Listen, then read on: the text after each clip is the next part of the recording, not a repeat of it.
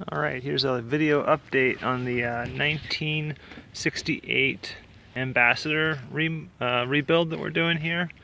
And we got the frame off the body, and this is the frame.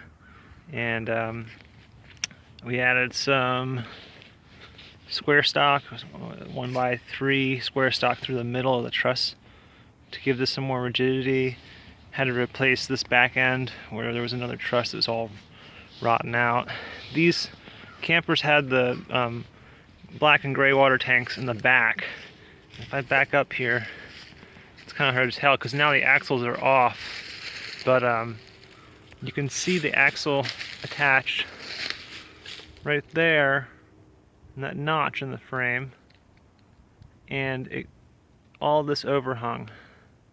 So these got crimped right here where the this big plate is.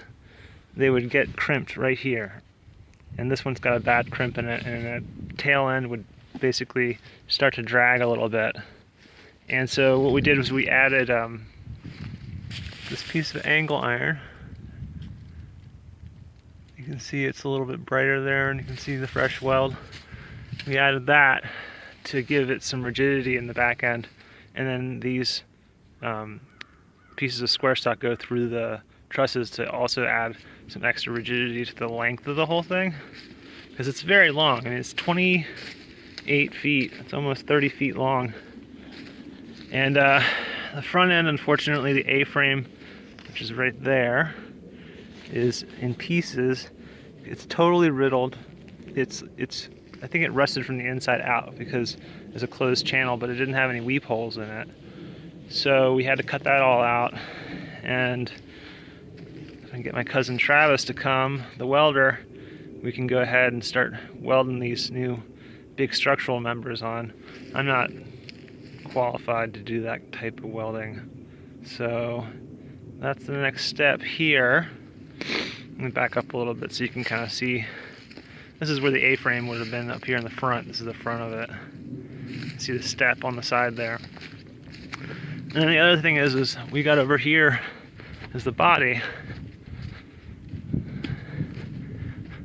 And then, so the body's on a truss work to stop it from collapsing.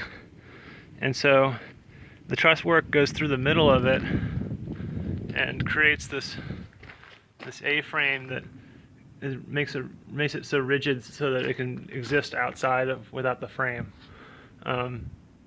And then it also gives us a point to push against. When we push the body up off the frame, we basically put jacks between the truss and the frame, and then we push against the truss, and then the truss pushes against the body, lifts it up, and then once it's in the air high enough, we put these beams through to these outrigger little towers, and then the frame can fall away because the body's up high enough, and then we just rolled it downhill over to there where you saw the restoration going on.